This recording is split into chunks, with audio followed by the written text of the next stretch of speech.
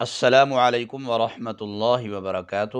محترم سامعین و ناظرین، ایک درخت ہے جسے سرس کہتے ہیں، شیریں، شریں اور سریکی میں سرہیں کہتے ہیں۔ انڈیا اور پاکستان میں بکثرت پایا جاتا ہے۔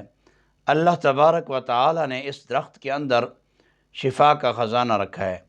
جانور کھائیں، انسان کھائیں، اس کے پتوں میں، اس کی چھال میں، اس کی جڑوں میں اور اس کے بیج میں، تخم میں اللہ تبارک و تعالی نے شفا ہی شفا رکھی ہے۔ اس کی گوند ہو گئی، سب چیزوں میں اللہ تبارک و تعالی نے شفا رکھی ہے۔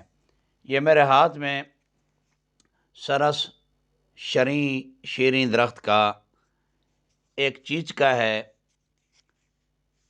اس کا پھل ہے۔ پھل اس کے اندر، اس خول نما چیز کے اندر اللہ تبارک و تعالی نے تخم بیج لگائے۔ یہ میں ابھی نکال کے آپ کو دکھاتا ہوں۔ یہ دیکھیں جی، یہ چھوٹا چھوٹا بیج ہے۔ تو فی الحال آج کی ویڈیو میں آپ کو صرف اس کے بیج کے فائدے ہی بتاؤں گا کہ اس کے بیج کے کیا فائدے ہیں اور آپ نے اسے استعمال کیسے کرنا ہے۔ آپ دوستوں سے گزارش ہے، اگر آپ نے ہمارا یوٹیوب چینل سبسکرائب نہیں کیا تو ضرور سبسکرائب کریں اور اسی طرح فیس بک پیج کو فالو کریں۔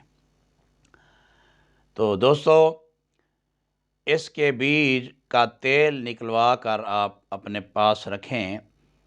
آپ دوستوں میں سے کسی کو پھل بہری پرس کا مرض ہو، جسے جسم پر سفید داغ ہو جاتے ہیں، اپنی دوسری ادویات کے ساتھ اس کے بیجوں کا تیل آپ لگائیں داغوں پر، انشاءاللہ العزیز بہت فائدہ ہوگا۔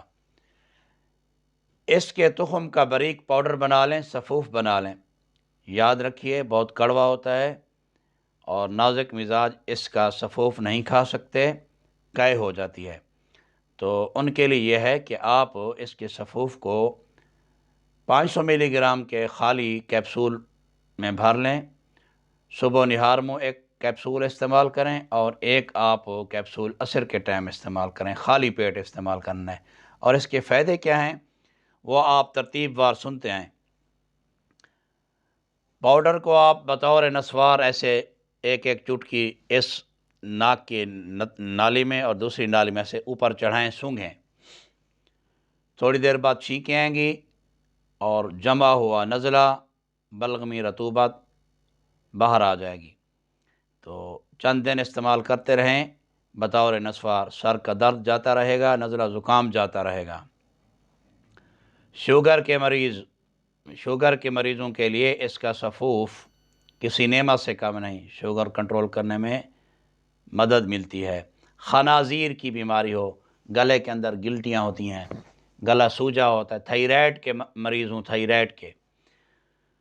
تھائرائیڈ کے مریض اس کا سفوف استعمال کریں، انشاءاللہ العزیز بہت فائدہ ہوگا۔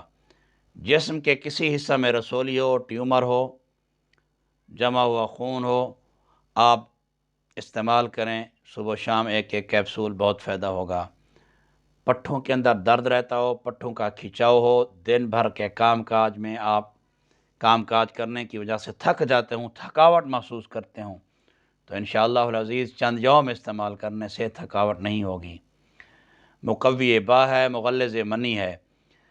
اور ایک اور اس کا جو فائدہ میں آپ کو بتانے لگا ہوں، ہاتھ پاؤں پر سوجن ہو جاتی ہے، تو اس کے سفوف کے کمالات آپ دیکھیں، چند یوم استعمال کرنے سے آپ کے ہاتھ پاؤں کی سوجن ختم ہو جائے گی۔ اور یہ یاد رکھیں کہ اس کو آپ استعمال کرتے وقت صرف ایک کیپسول صبح نہار منہ یا عصر کے ٹائم ایک کیپسول استعمال کریں، اس سے زیادہ آپ اسے استعمال نہ کریں۔ اور ساتھ ساتھ آپ شہد کے 2 چمچ بھی صبح شام استعمال کرتے رہیں، انشاءاللہ العزیز آپ کو بہت فائدہ ملے گا۔